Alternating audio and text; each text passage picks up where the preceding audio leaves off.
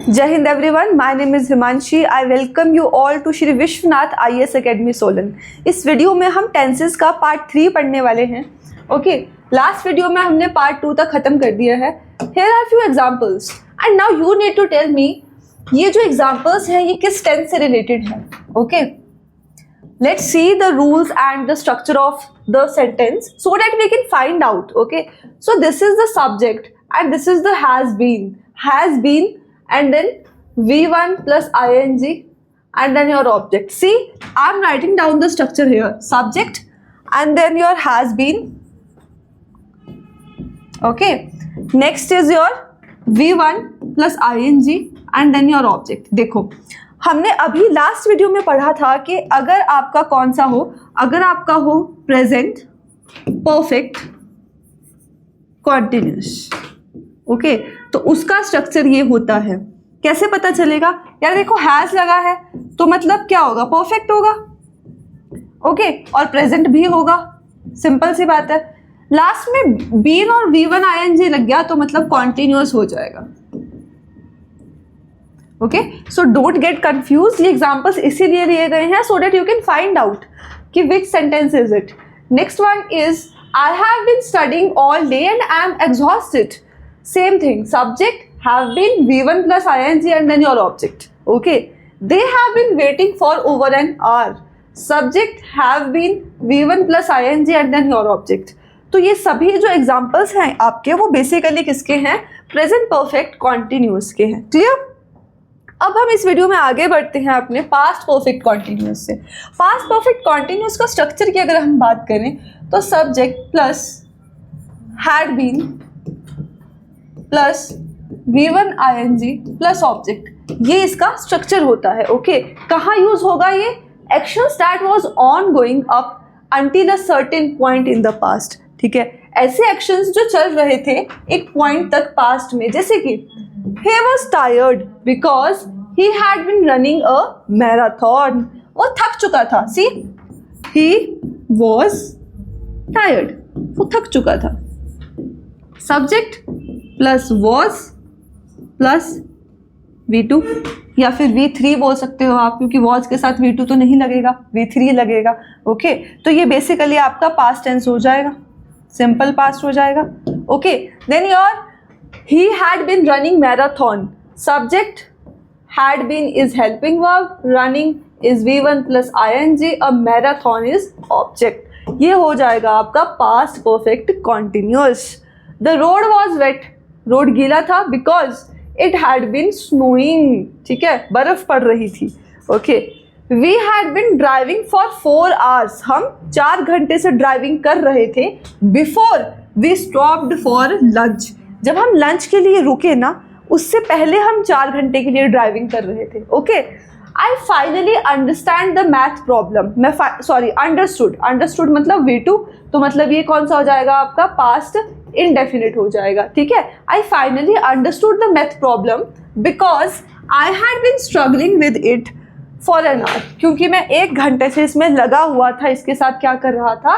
Struggle कर रहा था। तो ये सारी चीज़ें बेसिकली फ्यूचर में एक टाइम पर शुरू हुई और एक टाइम पर ख़त्म हो गई। ओके, इसीलिए ये सारी क्या थी आपकी? प्रेजेंट पास्ट परफेक्ट कॉन्टिन्यूस थी। Got it? Next one is future perfect continuous tense. Structure क्या हो जाएगा इसका? सब्जेक्ट प्लस विल लगेगा क्योंकि क्या है? फ्यूचर है। ओके, उसके बाद आ जाएगा आपका will have and then your been, then V1 ing and then your object. Okay, you can see here subject लगा लो इससे पहले और एंड में ऑब्जेक्ट लगा लो। ओके, यूज कहाँ होगा इसका? actions that will be ongoing for a duration up to a specific time in the future. जैसे अगर मैं कहूँ ना कि 2026 से लेके 2029 तक, 2026 से लेके 2029 तक मैं इस फर्म में या इस इंडस्ट्री में काम कर रही होंगी, तो वो चीज़ जिसमें आप एक समय बताओ कि यहाँ से शुरू हुआ और यहाँ ख़त्म हुआ, ऐसी चीज़ें आपकी किस में आ जाती हैं? परफेक्ट कॉन्टिन्यूस में आ जाती हैं। जैसे कि by the time he graduates.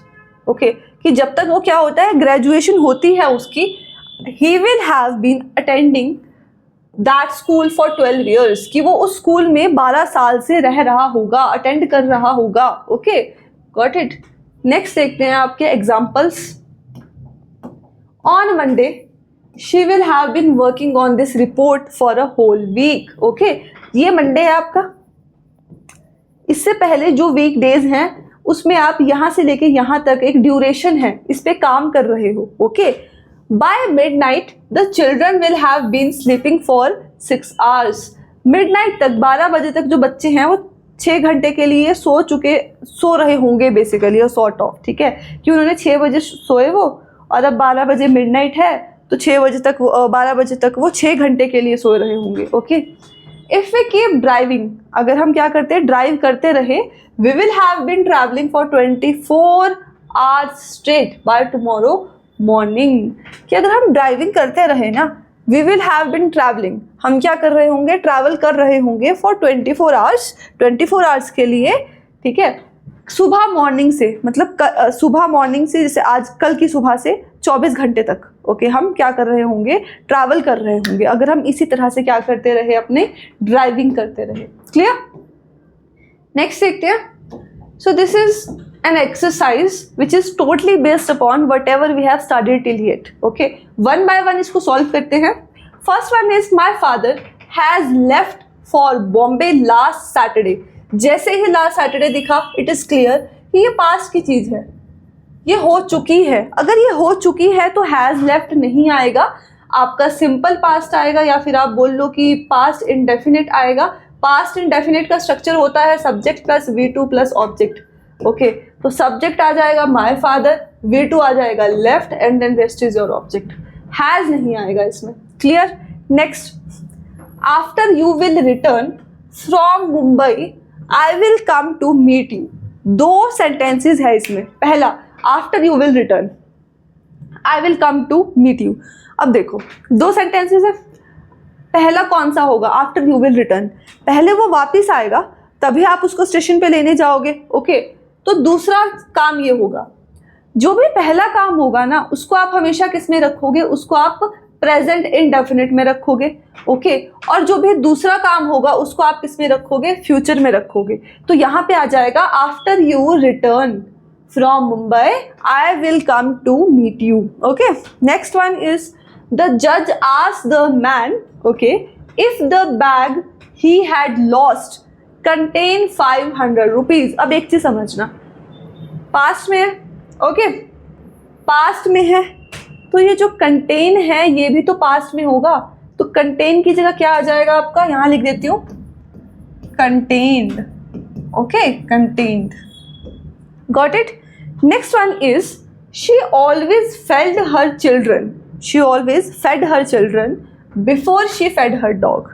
ठीक है, कि उसने हमेशा अपने बच्चों को खिलाया है अपने कुत्ते को खिलाने से पहले.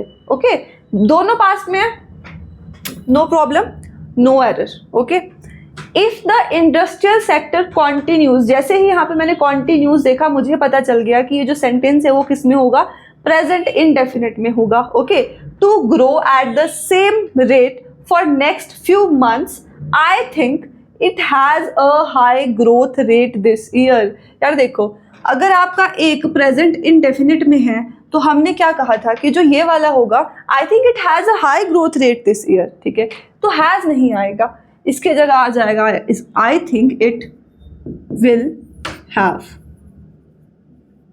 Have a high growth rate this year. Okay, got it. Next समझते हैं. Next one is the terrorist did not confessed. See, did not. did के साथ कभी भी verb की सेकेंड फॉर्म नहीं आती, did के साथ हमेशा verb की फर्स्ट फॉर्म आती है. तो confessed नहीं होगा, confess होगा. Okay, simple. by the next August आपको क्या दे दी, एक डेडलाइन दे दी. ठीक है, और जब भी मैंने कहा था डेडलाइन दी होगी तो आप क्या करोगे, he will write तो नहीं होगा. ठीक है, he will write तो नहीं होगा. जब भी आपको डेडलाइन दी होगी तो आप कहोगे कि he will have written. Okay, he will have written कौन सा टेंस आ गया ये आपका, future perfect tense. Got it. he will have written his second book on thermodynamics. Okay, John has eaten the cookies last night. Last night आ गया, past की बात है, past की बात है तो आपका present indefinite आ जाएगा. स्ट्रक्चर क्या होता है? Subject plus V2 plus object. तो यहाँ पे हैज इटन नहीं आएगा. जॉन एट, यहाँ लिख देती हूँ, ईट, एट, इटन. ओके, तो जो आपका एट है, this is the second form of verb.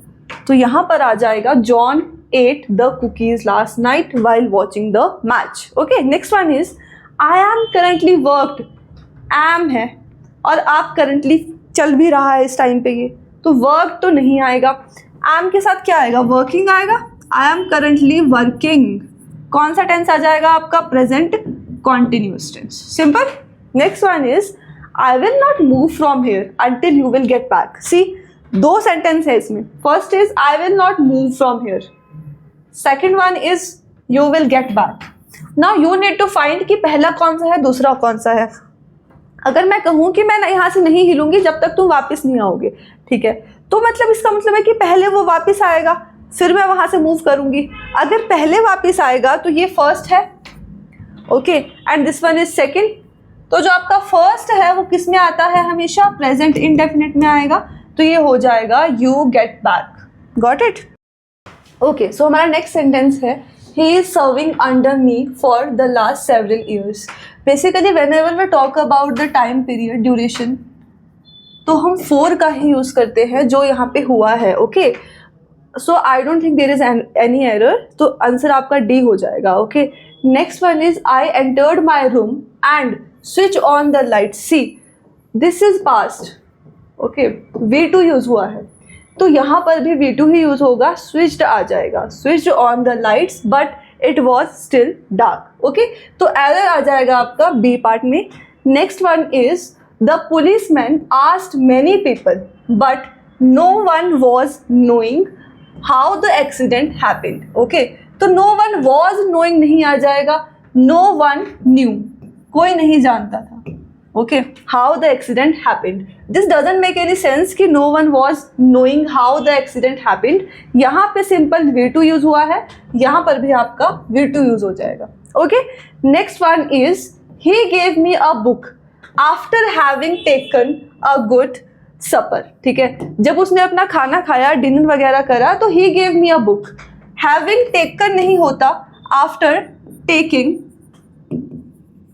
A good supper. Okay, next one is the principal announced in the school assembly that the school fees will be hiked from the beginning of the next academic session. Okay, announced in the school. ठीक है, announcement करी उन्होंने, ये तो आपका V2 हो जाएगा because announcement उन्होंने क्या करी होगी? पास्ट में की होगी. ओके, बट अगर आप सेंटेंस की बात करो, the school fees will be hiked from the beginning of the next academic session, तो बेसिकली फ्यूचर की बात हो रही है तो विल का ही यूज होगा.